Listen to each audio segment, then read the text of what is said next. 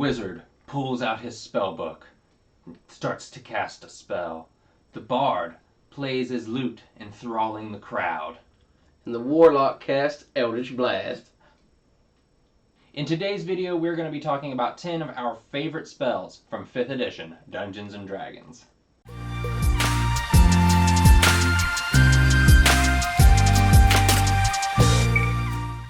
What's going on? Baron here with Mackenzie from the Blue Dragon Guild. Today we're going to be discussing 10 of our favorite spells from Dungeons & Dragons. We've both picked 5, and Mackenzie's going to start us off today. Alright, let me go to the first spot that I have here. Okay, first off I have a spell from the Cleric's list, and probably a mixture of other ones too, but it's Cure Wounds.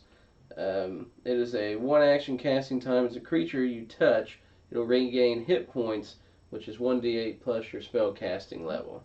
Cure Wounds isn't something you want to rely on to keep people's health full. If one of your party members goes down, it's going to be the spell you go to just simply get them back up. Correct. Because most of the time, once you heal someone with Cure Wounds, the next turn they're downing a potion anyways. Right. It's just a stoppage of, oh man, they've already failed a death save, maybe even 2. I need to get to them to stop this, just in case maybe you're not carrying potions, you don't want to take one from them and give them one. Yep. So it's just a kind of, like you said, a safe net at the end of the day. Yep. Next we have one of my favorite spells. It is a druid cantrip, Thorn Whip.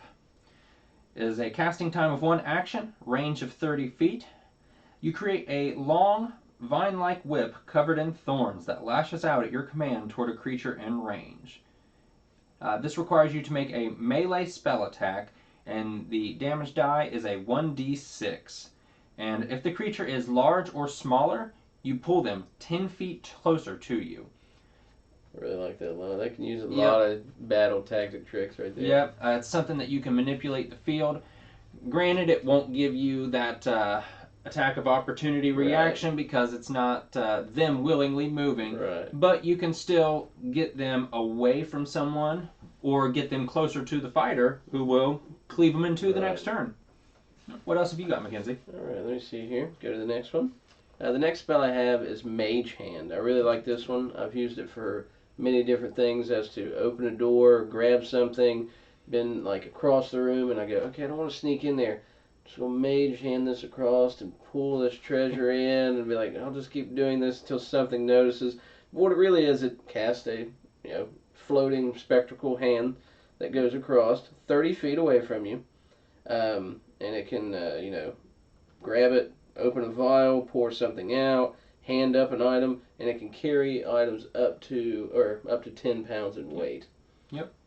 Mage Hand is definitely fun, especially I don't know if this chest is trapped. Right. Let's all stand at the back of the room and just flip it open. Yeah, it makes it so much more helpful when you think. It's a cantrip, but I love using it because it's like, I didn't think I would that often, but to have complete free range to be like, whatever, Mage Hand that, Mage Hand this, see what's going on over there. I'm glad it's not burning a spell, because I'd be out of first level spells in 3 minutes, so I love it. Next up, I have a spell from the Cleric list, the spell Guardian of Faith. It's a 1 action cast time, range of 30 feet, and the duration on this one is 8 hours. Ooh.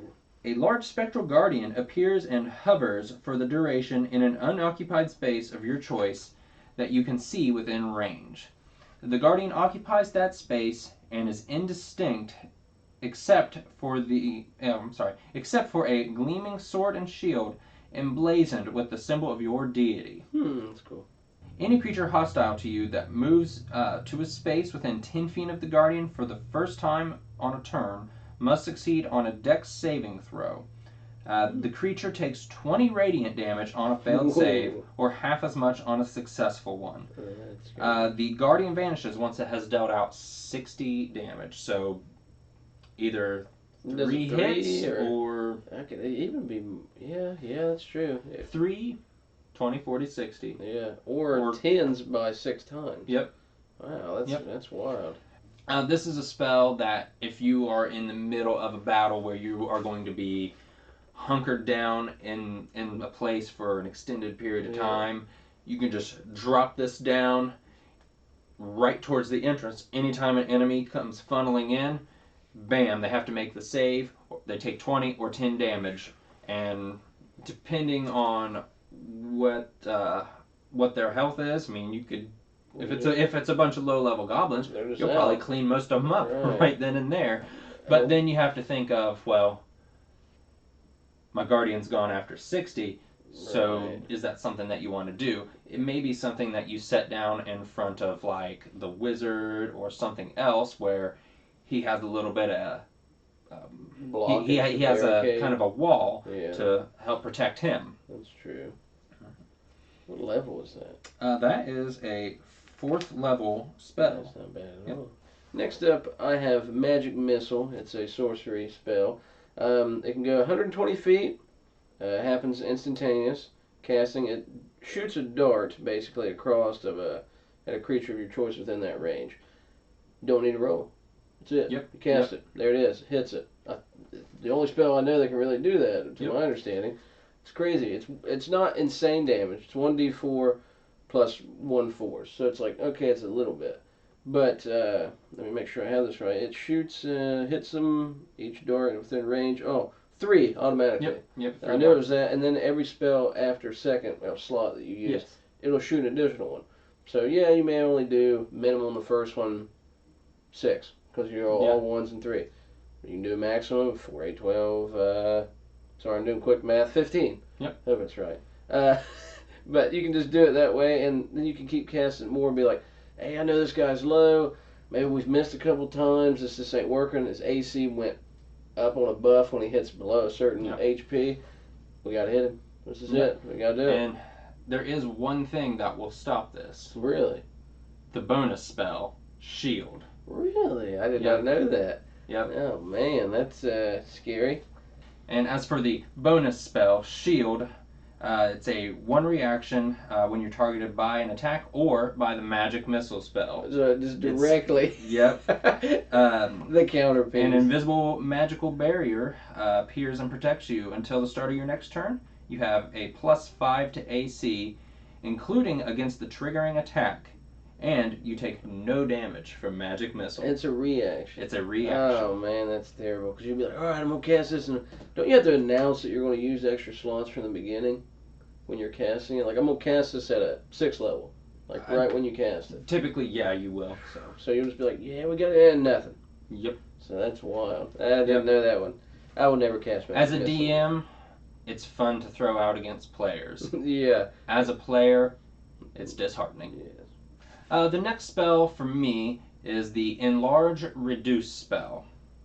You cause a creature or an object you can see within range to grow larger or smaller for the duration.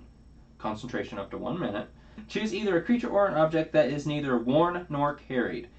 If the target is unwilling, it can make a con saving throw. On a success, the spell has no effect.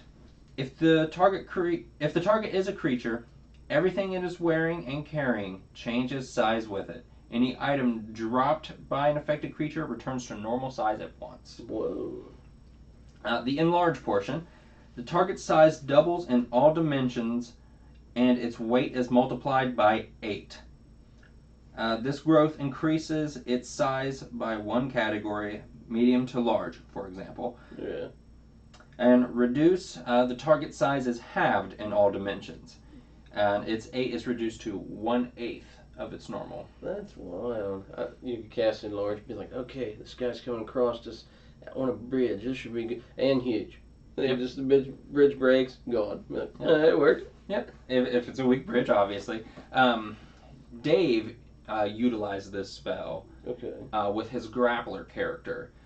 He had requested that a magic item be made that let him cast Enlarge Reduce so many times per day. And whenever encountering a creature that was a little bigger than he could grapple, he just cast the spell, grappled it, and the party cleaned it up. That's awesome. The next spell I've chosen is a bard spell. It's one of my favorites to use. It is Sleep. It is a components that it needs. It's the only ones I like. A pinch of fine sand, rose petal, or crickets. I use a bag of crickets.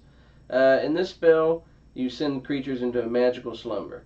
You roll 5d8 if you're casting it just straight as it is without any additional levels after. You choose a point within range of 20 feet of that. Everything in ascending order, based on what you roll. So you rolled 30. You have something that's 5, 10, then 15. All three of those would fall asleep. Yep.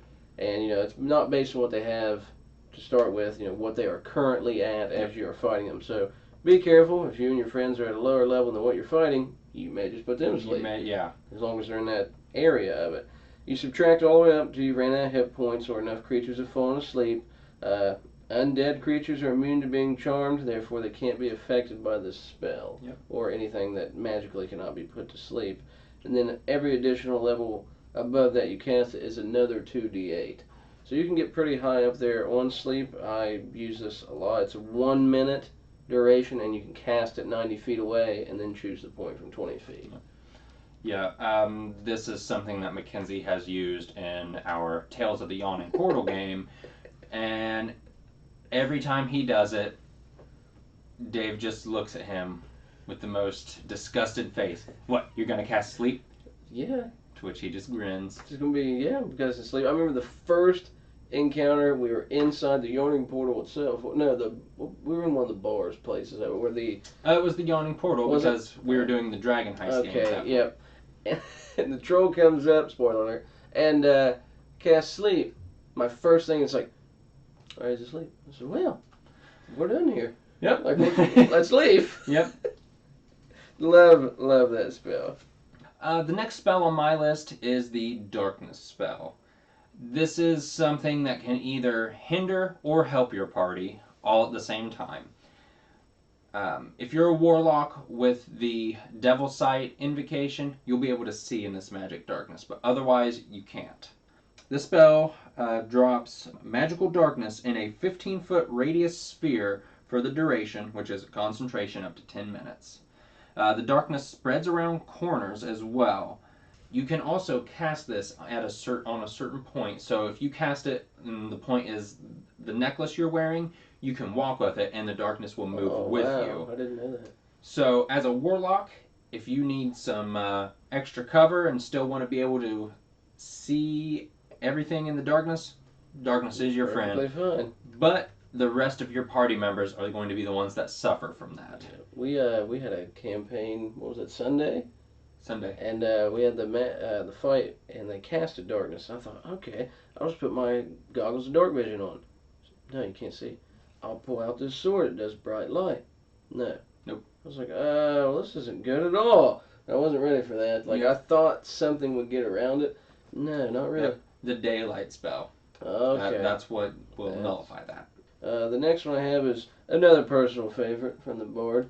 If they can't be put to sleep, maybe they'll laugh. And it is Tasha's Hideous Laughter. One of my favorites. A concentration up to 1 minute, 30 feet. A creature of your choice that you can see within range perceives everything as hilarious, funny, and falls into a fit of laughter as the spell affects it. The target must succeed on a wisdom saving throw or fall prone, become encamped and unable to stand for the duration. Creatures with intelligence under 4 are not affected by this spell. At the end of each turn, and each time it takes damage though, the target can remake a wisdom save. The target has advantage on saving throws if it was triggered by damage. On a success, the spell will end. I've used this as many a times. If I figured out, hey, I can't put that to sleep, I'm going to give this a shot. Especially if it's a tough creature we don't know if we'll be able to handle. It's definitely good. It's a good stall tactic if you need to make an escape. The most memorable time you used it for me was it was when you did it to Night Scale, the dragon, at the end of Forge of Fury from Tales of the Yawning Portal, which we escaped, and now she's after us, causing lots of problems. I loved that because we went into the battle, and I was like, I don't really want to fight this thing. And I knew I couldn't put it to sleep. So I said, I'm going to give Tasha's Hideous Laughter. It's worth a shot. If we wouldn't have done that, we I don't know what would have happened. It made it out. I think it was laughing for 4 or 5 rounds. Yeah, it kept failing its saves every time. It was just by pure luck. It was great. But we managed to get our group together and get the heck out of there. That was an awesome time. The last spell on my list is not Fireball. It's delayed fireball. Ooh. Basically, it's the same spell as regular fireball, but this is a 7th level evocation spell. The basics of this spell, you cast it, you concentrate on it, and you decide later as to when the fireball will explode. Oh, okay. So if there's a group of goblins coming at you, you cast it, and they're bracing for a spell to happen, and they think, oh well, it didn't happen. We're gonna come at you anyways, and they move so far ahead, you explode it behind them, catching them in that blast, as well as any friends they may have sitting out there. It's like a change up. You get a fastball, fireball, constant. You change it up one bit, you get them staggered, stomp, and then they're not even ready for it. It's good unbalance there. So those are 10 of our favorite spells from the Player's Handbook. There are plenty more spells in here that are just as awesome. Let us know down in the comments below some of your favorite spells. If you'd like to see more D&D content, please subscribe, ring the little bell for notifications for our next videos, and as always, keep the dice rolling.